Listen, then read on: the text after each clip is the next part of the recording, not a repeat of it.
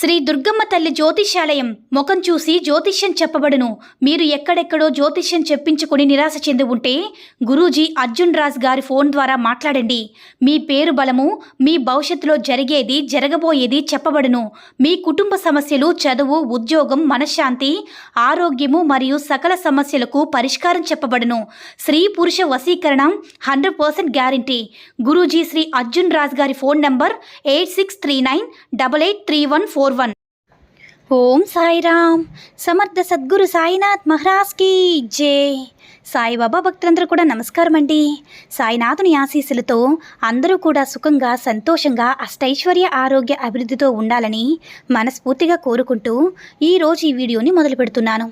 ఈరోజు వీడియో ఏంటంటే, తల్లి నా గుండె పగులుతుంది, నీ కష్టాలు కన్నీళ్ళు ఇక చాలు బిడ్డ, నీ తలరాతను తిరిగి మళ్ళీ రాస్తున్నాను, నమ్మకంతో వినిచూడని మన బాబాగారు అయితే ఈరోజు మనకి చాలా అంటే చాలా అద్భుతమైనటువంటి సందేశంతో అయితే మన ముందుకు వచ్చారండి. మరి మన బాబాగారు ఈరోజు మనకి ఎలాంటి సందేశం అందించాలనుకుంటున్నారో ఆయన మాటల ద్వారానే విందాము. ఆయన మాటలు వినే ముందుగా ఈ వీడియో కనుక నచ్చినట్లయితే మరికొంతమంది సాయి భక్తులకు రీచ్ అయ్యేలా షేర్ చేసి లైక్ చేయండి. అలాగే మన ఛానల్ని ఎవరైనా మొదటిసారిగా చూస్తున్నవారు తప్పకుండా సబ్స్క్రైబ్ చేసుకుని మాకు మరి కొంచెం సపోర్ట్ చేయండి. బిడ్డ, ప్రతిరోజు కూడా ప్రతి క్షణం కూడా నా నామ జపాన్నైతే స్మరిస్తూ ఉన్నావు. అందుకు నేను చాలా సంతోషిస్తున్నానమ్మా. దానికి నేను మంత్రముగ్ధుడిని కూడా అయ్యాను. తల్లి, ఒక్క విషయం గుర్తుంచుకోమ్మా, ప్రతి క్షణం కూడా నువ్వు నన్ను అడుగుతూనే ఉన్నావు.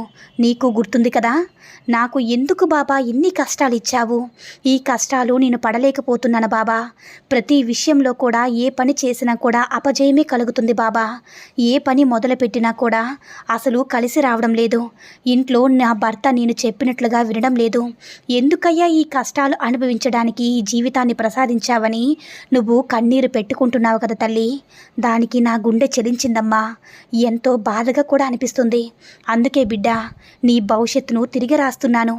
ఏమని రాస్తున్నానంటే బిడ్డ, నువ్వు ఊహించలేవమ్మా, అంత అద్భుతంగా రాస్తున్నాను.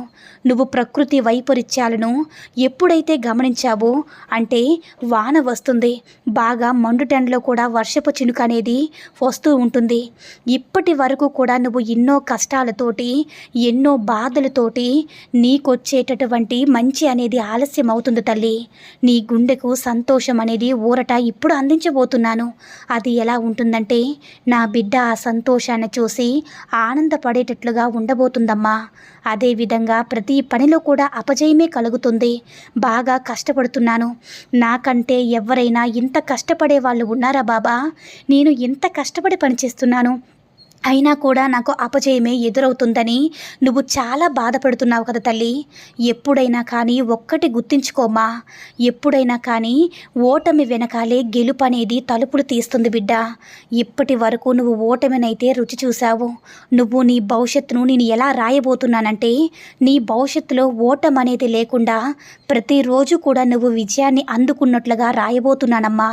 బిడ్డ, నువ్వు ఎన్నోసార్లు అడిగావు కదా, నాకు కన్నీళ్ళు లేకుండా చెయ్యు బాబా, నా కళ్ళలో కన్నీరు సైతం ఇంకిపోయే బాధలు పెడుతున్నావు బాబా, ఇది నీకు న్యాయమని అడిగావు కదా తల్లి.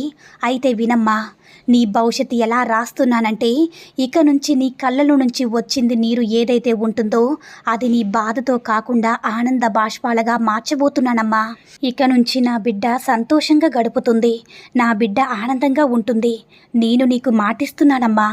నువ్వు పడే కష్టాలన్నింటినీ కూడా చూశాను, నువ్వు పడే బాధలన్నింటినీ కూడా చూశాను, నువ్వు పడే వేదనన్నింటినీ కూడా, నీ కన్నీటి బొట్టును ప్రతి గుదు కూడా గమనిస్తూనే ఉన్నాను బిడ్డ. నువ్వు ప్రతి విషయంలో కూడా ధైర్యంగా ఉన్నావు కదా. ఈ విషయం దగ్గర నాకు చాలా నచ్చావమ్మా. ఎందుకు ఇలా చెప్తున్నానంటే, నా భక్తులు ఎవరైనా కూడా శ్రద్ధ, సబూరి, ధైర్యంతోనే ఉండాలి. ప్రతి క్షణం కూడా వాళ్ళు దేనికైనా సరే రెడీగా ఉండాలి.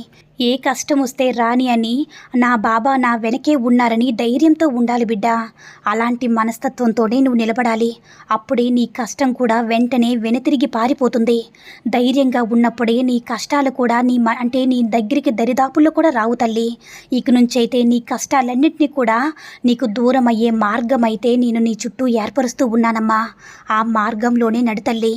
ప్రతిదీ కూడా నీకు సంతోషంగా గడుస్తుంది, ఆనందంగా గడుస్తుంది. నువ్వు చేయాల్సిన గుర్తించాల్సిందంట ఏంటంటే, ఎవరో వచ్చి ఏదో చేస్తారని నువ్వెప్పుడు కూడా ఆశపడకో.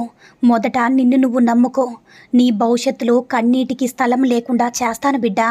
కాబట్టి కష్టమనే మాట కూడా లేకుండా చేస్తున్నాను. నీకు డబ్బు కూడా ఎటువంటి దిగులు లేకుండా అందించబోతున్నాను తల్లి, ఏదో ఒక రూపంలో. నువ్వు చేయాల్సిందంతా ఒకటే, మంచి మనసు. ఎప్పుడైనా కానీ గుర్తించుకో తల్లి, డబ్బు అనేది ముఖ్యం కాదు, డబ్బు అనేది శాశ్వతం కాదు. అఖిలాండ కోటి బ్రహ్మాండ నాయకుణ్ణి నేను ఎందుకు ఒక పకీరుగా బ్రతకవలసిన అవసరం నాకైతే లేదమ్మా. అయినా కూడా బ్రతుకుతున్నానంటే అది నీకోసమే బిడ్డా. నువ్వు సంపాదించింది నీ కోసం, నీ బిడ్డల కోసం, నీ కుటుంబ ఖర్చుల కోసం, నీ తల్లిదండ్రులకి ఉపయోగించాల్సిన విధంగా ఉంటుంది. అందులో ఒక రూపాయిని తీసి పేదవాళ్ళకి ఉపయోగించే బిడ్డా. అప్పుడే నీ కష్టాలన్నీ కూడా వెనతిరిగి పారిపోతాయి. నువ్వు ఎక్కువ ఖర్చు పెట్టాల్సిన అవసరం లేదు. నువ్వు ఒక 50 రూపాయలు సంపాదిస్తే అందులో 2 రూపాయలైనా కానీ దానం చేసే మనసు నీకు ఎప్పుడైతే వస్తుందో నీకు అప్పుడే శుభగడియలనేవి మొదలవుతాయి బిడ్డా. ఒక్క విషయం గుర్తించుకో, అన్ని దానాల కంటే కూడా అన్నదానం గొప్పదని బిడ్డా. ఆకలితో ఉన్నవారికి అన్నం తీసుకుని వెళ్ళి పెట్టమ్మా.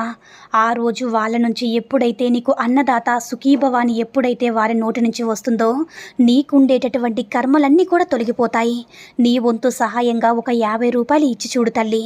వారి నుంచి వచ్చే ఆశీర్వాదాలే ఎప్పుడు కూడా నీకుండేటటువంటి కర్మ ఫలితాలన్నీ కూడా, కర్మ దోషాలన్నీ కూడా తొలగిపోతాయని మర్చిపోవద్దు తల్లి. అలా కాకుండా నువ్వు కొంచెం కూడా డబ్బు ఒకటే బానిసయ్యావంటే ఏదో ఒక రోజు ఒంటరిగా చేసి పెడుతుంది బిడ్డ. ఈ ఒక్క విషయం గుర్తించుకో. ఎప్పుడైనా కూడా మనిషికి మానవత్వం, శ్రద్ధ, సబూరి చాలా ముఖ్యం. కాబట్టి నువ్వు నా ప్రియమైన భక్తురాలు బిడ్డ. అందుకే నీకుండేటటువంటి కర్మ దోషాలన్నీ కూడా పోగొట్టి నీ తలరాతను తిరిగి రాస్తాను తల్లి. నీకు ఇక దిగులు పడాల్సిన అవసరమే లేదు. ఎందుకంటే నీకు తోడుగా నీ సాయి తండ్రి ఉన్నాడు. నీ బాబా ఉండగా దిగులెందుకు తల్లి, భయమెందుకమ్మా? ఒక్కసారి ఆలోచించు. నీకు ఇప్పుడు కూడా నా అభయం నేను ఇస్తున్నాను. నీ వెంటే నేను నడుస్తాను. ప్రతి విషయంలో కూడా నన్ను తలుచుకో. ఏదో ఒక రూపంలో కష్టం కలిగినా ప్రతి క్షణం కూడా నీకు సలహా ఇస్తూనే ఉంటున్నానమ్మా.